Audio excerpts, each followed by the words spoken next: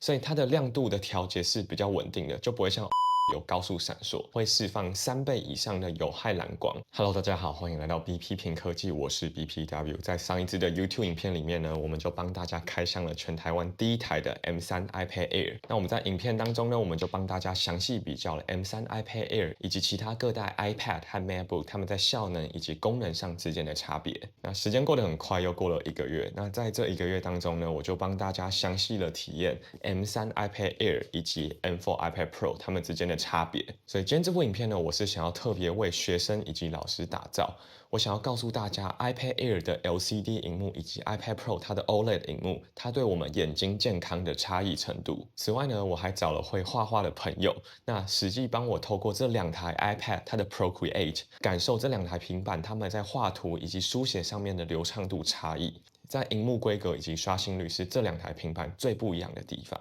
所以希望可以透过这部影片以及详细的实测方式，帮大家在预算内选出最合适你的平板。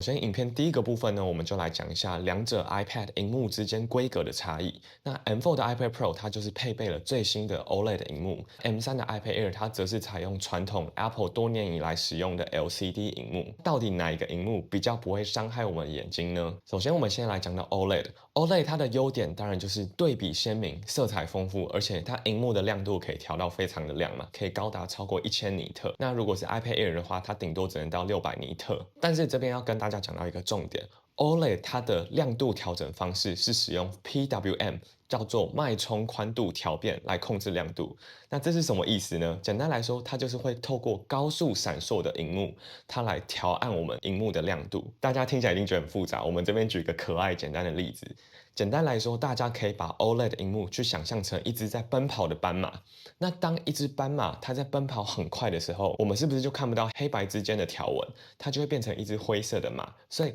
OLED 它就是运用这种亮处跟暗处，它分配的时间比例，让你在视觉上面觉得有差。80%的亮度表示说，它就是一条很细黑条纹的斑马。那它白色的条纹比较粗，所以它白色跟黑色的时间占比占了就是80:20。那这样子就可以让它荧幕亮度变成80%。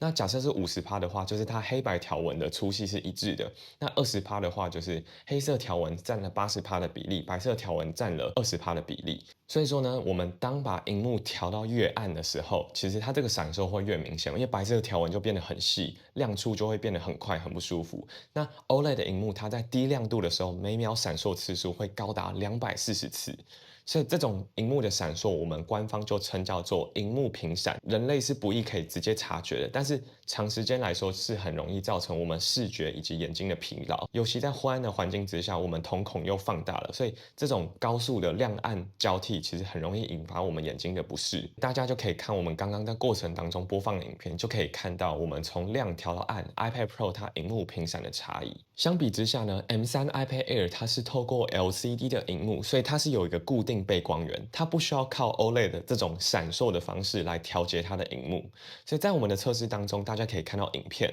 iPad Air 它的 LCD 荧幕在各种亮度之下，我们根本看不到它这种闪烁程度，所以它的亮度的调节是比较稳定的，就不会像 OLED 有高速闪烁。所以这个对我们眼睛来说，视觉上就差异很大嘛。一个东西是闪得非常快，让你觉得很不舒服；那一个东西它就是可以固定的调整你的亮度。那这样子答案是不是就很笃定？iPad Air 就是最值得购买的呢？那 iPad Pro 它这种频闪很不舒服，就不值得购买。对，但是大家这边还要注意一件事情，除了频闪之外，还有一件事情叫做蓝光。那其实根据研究显示，相较于 OLED 的自发光技术，传统的 LCD 可能会释放3倍以上的有害蓝光。OLED 它是可以分区调光的，所以简单来说，我们如果呈现一个黑色的画面，它就是真的黑色的画面。但如果是 LCD 的 iPad，它的黑色画面，它其实只是把亮度调低，但是它是用各种颜色的光线去呈现出这个黑色的感觉，所以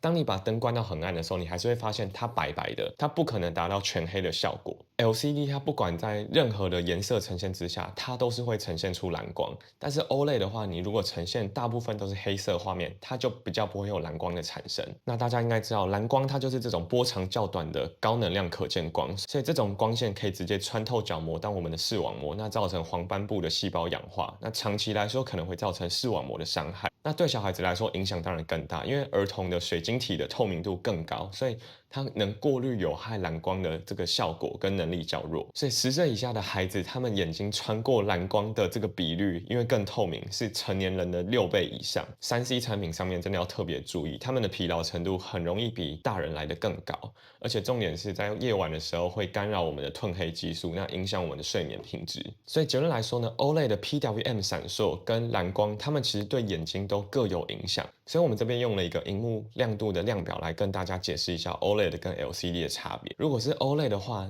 你把荧幕亮度调到最高，它就是有蓝光，但是它的频闪可以达到最低。比如说像是一只全白的马，它就不会有一条一条黑色的条纹嘛。当你把 OLED 的亮度调低的时候，它蓝光会比 LCD 少，但是它的频闪就会变得很高。那当然有一个方法，你想要减低 OLED 的频闪，就是把你的平板开到黑暗模式，因为黑暗模式它几乎就是全黑，像一只黑马一样，所以它的蓝光就可以比较少，然后频闪的话就会有，但是就会比前面两者来的少很多。那再来讲到 LCD 荧幕，那当你荧幕亮度高的时候，它也会有蓝光。那如果你都是使用白色、浅色的话，基本上 OLED 跟 LCD 它们蓝光的释出量是差不多的。然后这时候你把 LCD 的荧幕调低的话，它不会有频闪，那它就是蓝光会比较少。但是这时候你把 LCD 的平板调成黑暗模式，你在暗处去观看它的时候，它的蓝光量就会比 OLED 来得多，因为它就不是真正的黑色。所以结论来说呢，给大家2个建议。如果你是在灯光充足之下，以及你会经常用到黑色底色的黑暗模式，推荐你使用 OLED。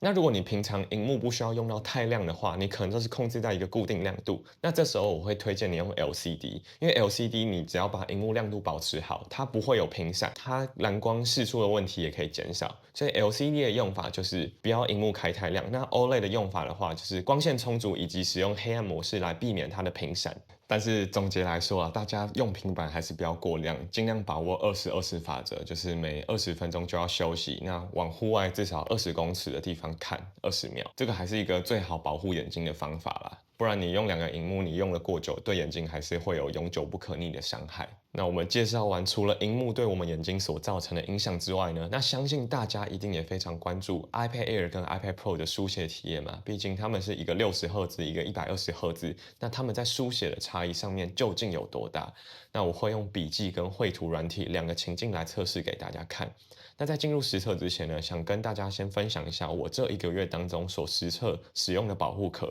就是 JT Legend 他们新推出的 Youth 系列保护壳，是专门为 iPad Air 所推出的。那第一个我非常喜欢的就是 JT Legend 他们家一贯以来非常多的折叠方法 ，Youth 系列保护壳他们也有多达5种的折叠方法，包括3个横式的折叠方法，以及1个直式的折叠方法。我可以使用最一般的折法，就是使用横式站立的方式来观看 YouTube 影片。那我也可以把它放得稍微倾斜一点点，那这时候呢，我就可以用横式稍微倾斜一点的站立方式。那我这时候同时可以看影片，我也同时可以直接用手托在上面写字，非常方便。那当然，它也支援了一般的横式平放，让经常写笔记的我们可以直接用大约15度角的方式来使用。那这边还有一个非常特别的折叠方法，就是我们可以直接使用直立的方式把它折叠起来。那我们只要沿着 iPad 它镜头的边角把它折起来之后，然后把 iPad 直立平放，那我们这样子就可以拿来直立平放写字，或是说我有时候用一些只有直视的软体，像是 Instagram， 或是我有时候要读一些论文或是 paper 的时候，都非常适合使用这个直视的使用方法。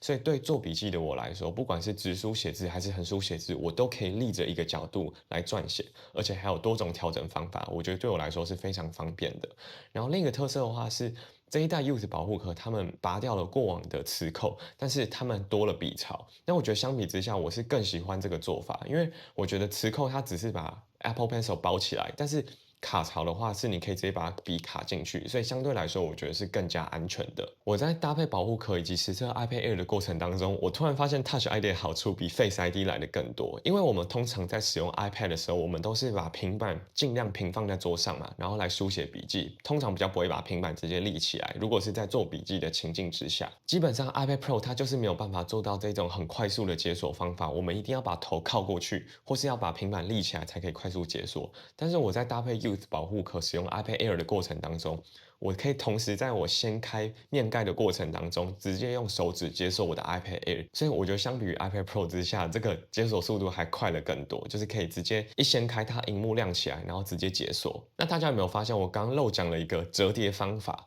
那这边就是保留最后一个折叠方法，就是他们家所取得的专利镜头截角。大家不要觉得这个功能很小，但是它对我上课的时候真的是非常实用。当我们临时需要拿 iPad 来拍照的时候，或是我要对着黑板拍我们的笔记跟讲义的时候，我们就不需要把整个保护壳掀开，然后让它在底下那边晃来晃去。所以我们只要去翻开这个角落，就可以快速使用我们的相机来拍照。那除此之外，因为这个保护壳它是有磁铁的嘛，所以我们可以直接把它很轻易的吸在我们的白板上面，当成小电脑，或是看食谱，或是当成教学使用的白板，也都是非常实用的。那跟其他 ZT Legend 的品牌一样，他们一样有非常防泼水的外层，那以及内侧的纤维衬里，那可以有效的防止我们日常生活当中的脏污，那也可以防止机身刮伤。那重点是他们这一次在4个角落跟背板都有做强化设计，增强了抗冲击力。那如果你还是很担心的话，可以再搭配他们坚固的保护贴，他们是透过2次强化玻璃，比一般玻璃的材质硬度提升了2倍以上。那边缘也透过压力测试，不会容易碎边。那重点是，我觉得它有一个很贴心的设计，就是它附上了太空舱。这个太空舱对位器帮助你在贴保护壳的时候不会贴歪。粘贴的方式也非常简单，我们拆开保护贴之后就可以看到1号跟2号2个数字。那我们一开始呢，先不要管这2个数字，我们先直接把里面的泡棉拿出来。那拿出来之后呢，接着我们就可以把我们的 iPad 放进去。放进去之后呢，我们就可以把保护贴的背后撕开。撕开之后呢，我们就可以直接把它压上去我们的 iPad 上面。压上去之后呢，我们手指头可以压在1号跟2号那2个地方，然后尽量把我们的保护贴贴平。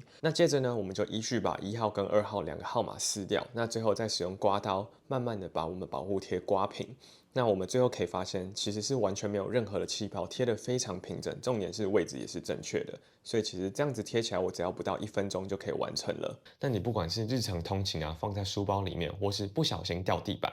你都可以给你的 iPad 多了一分保障。